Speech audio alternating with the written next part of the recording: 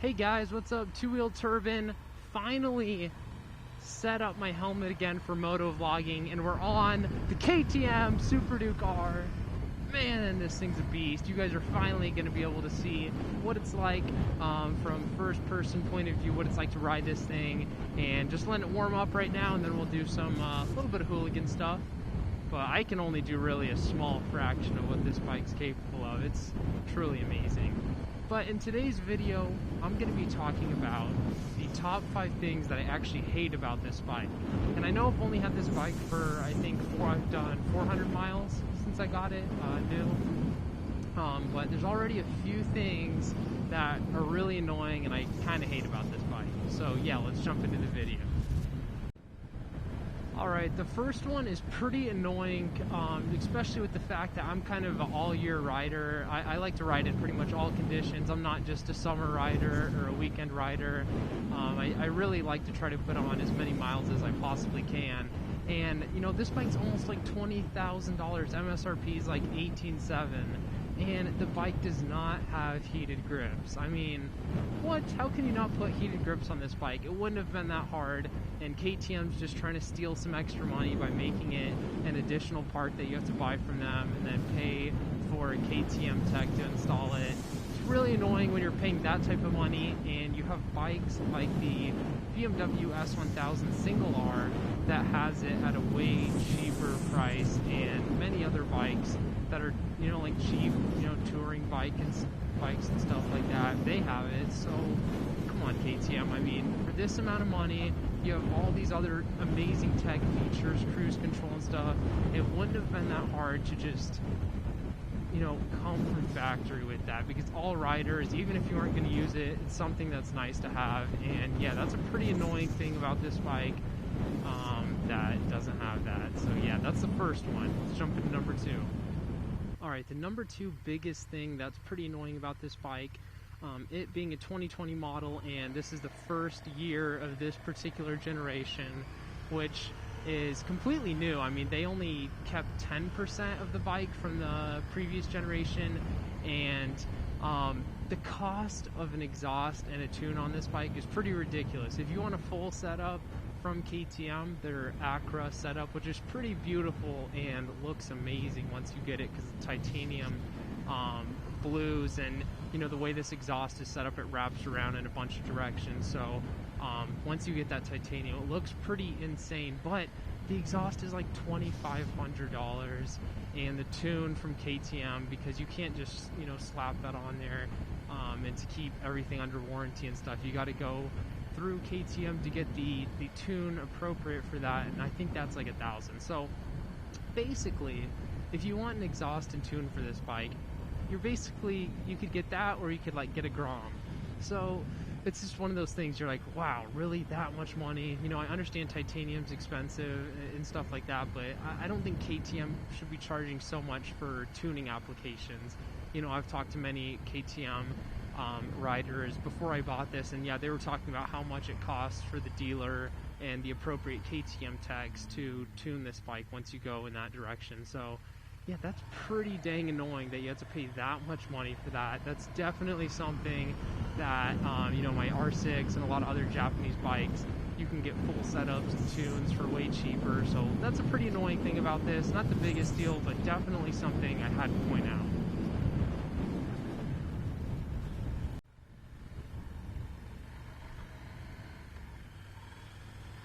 I'll give you guys a little bit of display of the type of torque this has.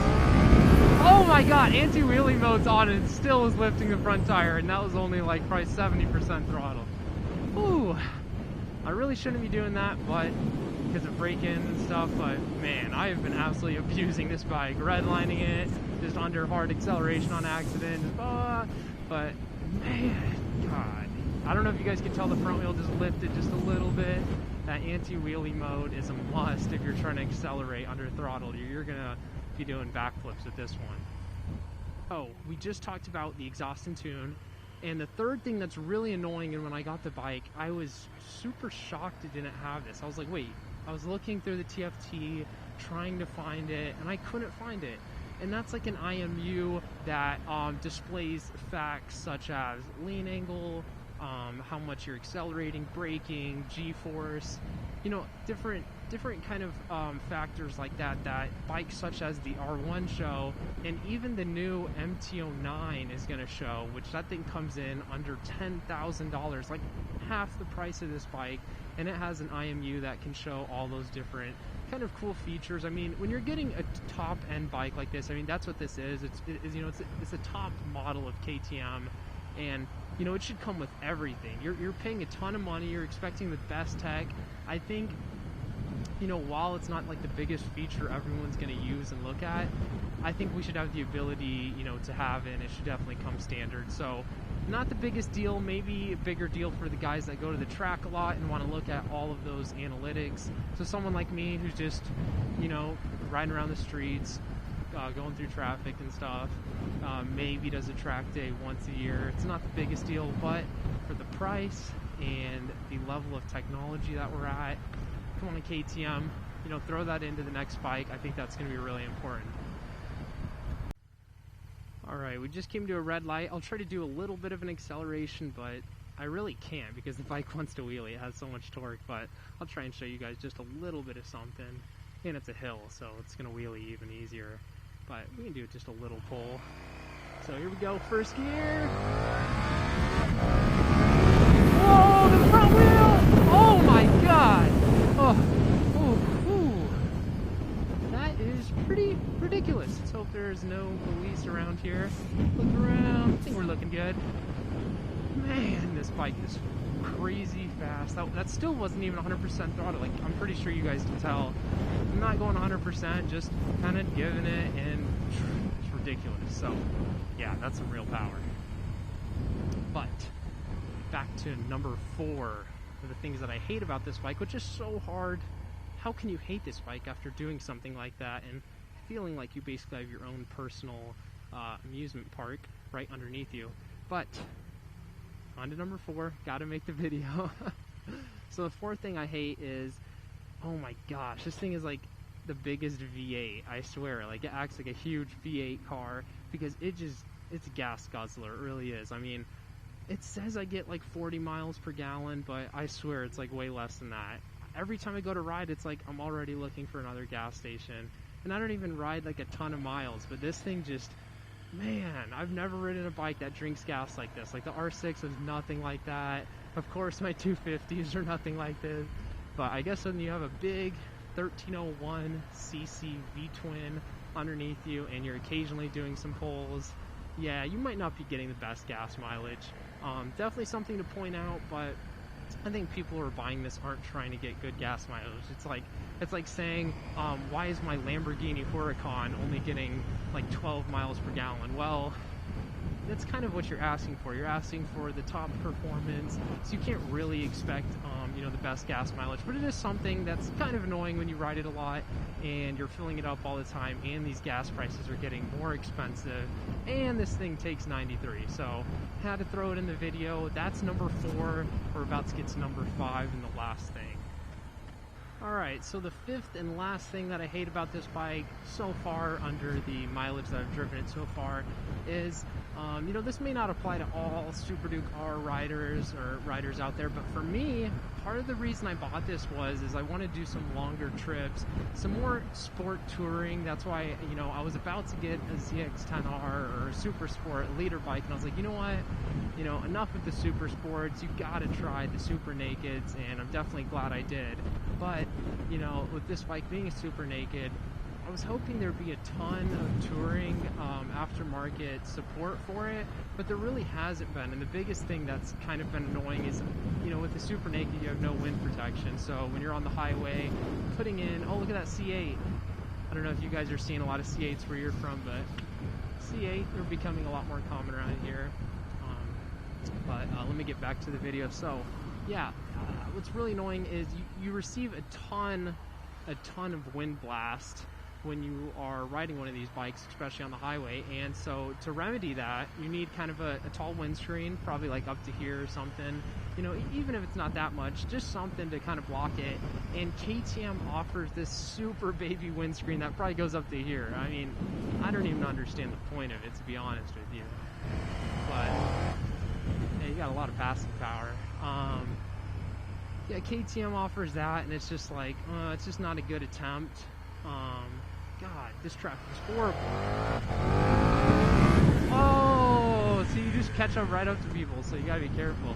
But, yeah, so that was their attempt at the windscreen so far, and, you know, trying to do touring applications is definitely not the best solution. And looking at the aftermarket, it being a 2020, I don't see anyone that's come up with a windscreen that's pretty viable for this, you know, unless one of you guys who's watching somehow has a 2020 and is also, you know, into that, and they found something. Let me know in the comments down below. But I've looked a good amount, and I haven't found anything that looks really suitable for a touring setup. The one thing that KTM does offer that I plan on getting is these really nice pannier bags that kind of integrate well with the bike, and I think they look pretty sick. And I feel like when you have a touring type aesthetic, you can get away with maybe some more hooligan stuff, because people are just like, oh, he's just on his commuter touring bike. But in reality, it is definitely a lion under sheep's clothing or something like that. I think that sounds right. But oh my gosh. But yeah, that's like the last thing I hate about this bike so far. You know, in the future, when I put a few more 1,000 miles on it, that list may change, and I may do like a part 2 or something like that, because I'm sure my viewpoint and perspective about the bike is most definitely going to change. But yeah, guys, just been really enjoying this bike. It's been quite awesome. It's a little bit scary when you're riding in traffic like this, because no one pays attention now. People just switch lanes, cut you off, all that type of stuff, so you got to be real careful. But man, I've been loving this bike. So even though this video is about stuff I hate, overall, you can't really hate much about it. You got to try your hardest to find things that are kind of smaller, not as big deal type things that come along with a bike like this. But yeah, guys, I hope you enjoyed this video. I'm going to be making more motovlogging content like this. I think it's way more engaging and more entertaining than me just standing in front of the bike and talking for 5-10 minutes. That's pretty boring. It's pretty fun to watch this bike actually in action under acceleration. And yeah, if there wasn't so much traffic, I'd probably be able to do more, but it's been a bunch of traffic. But yeah, guys, thanks again for stopping by this video and watching. I'm gonna probably have a top 5 list of things I love about this bike, which that's pretty easy to come up with, but I'm gonna try to come up with the 5 most pertinent things about the bike. So stay tuned for that, and subscribe for more videos of the Super Duke, Goldwing, car content, racing, 0 to 60 times. I do it all. I try to, you know, pretty much anything interesting motorsport related, I try to make some good content on it. So yeah, guys, thanks again, and I'll catch you guys in the next video. See ya.